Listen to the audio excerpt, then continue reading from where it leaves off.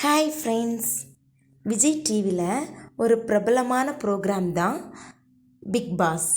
Big பாஸோட first 7 சீசனையும் கமல்ஹாசன் தொகுத்து வழங்கியிருப்பார். ஆனால் இப்போ நடக்கிற 8வது சீசனை விஜய் சேதுபதி தொகுத்து வழங்குறாரு.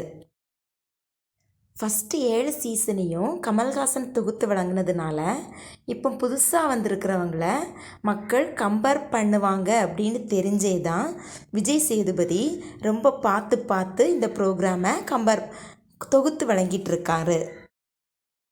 என்ன தான் விஜய் சேதுபதி பார்த்து பார்த்து ப்ரோக்ராமை நடத்தினாலும் மக்கள் 2 பேருக்கும் இடையேயான வித்தியாசம் பற்றி தான் பேசிகிட்டு இருக்காங்க. என்னென்னு பார்த்தீங்கன்னா, ஹவுஸ்மேட்ஸ் ஏதாச்சும் தப்பு பண்ணிட்டா கமல்ஹாசன் அதை திட்டுவார். அது அவங்களுக்கு புரிகிற மாதிரி திட்டுவார், ஆனால் அது அவங்கள ஹர்ட் பண்ணாது. ஆனால் விஜய் சேதுபதி திட்டுறாரு, ஆனால் அவர் திட்டுறது அந்த ஹவுஸ்மேட்ஸ் யாருக்குமே புரியவும் இல்லை, ஆனால் அவங்க ரொம்பவே ஹர்ட் ஆகுறாங்களாம். பிக் பாஸ் ஆடியன்ஸோ போக போக விஜய் சேதுபதி மாறிடுவார் அப்படின்னு பார்த்துருக்காங்க. ஆனால் அவர் மாறுறதா இல்லை. வீக்கெண்ட் வந்தாலே விஜய் சேதுபதிகிட்ட திட்டு வாங்குறதுக்கு தான் பிக் பாஸ் நிகழ்ச்சியில் அவங்க சேர்ந்துருக்காங்க அப்படின்னு ஆடியன்ஸ் சொல்கிற அளவுக்கு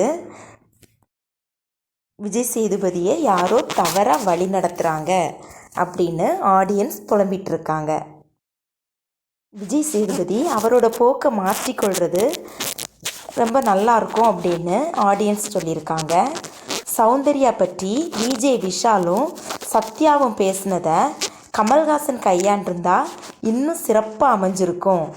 யார் யாருக்கு எப்படி கொடுத்தா புரியும் அப்படிங்கிறது கமலுக்கு தான் நல்லா தெரியும் அப்படின்னு ஆடியன்ஸ் சொல்லிகிட்ருக்காங்க. விஜய் சேதுபதி அவரால் முடிஞ்சதை பண்ணுறாரு. அடுத்த சீசன்லையாச்சும் கமல்ஹாசன் திரும்பி வந்துடட்டும் அப்படின்னு மக்கள் நினச்சிட்ருக்குறாங்க. விஜய் சேதுபதி பற்றினா உங்களோட ஒப்பீனியன் என்னவா இருக்குங்கிறதையும் சொல்லுங்கள். தேங்க்ஸ் ஃபார் வாட்சிங்.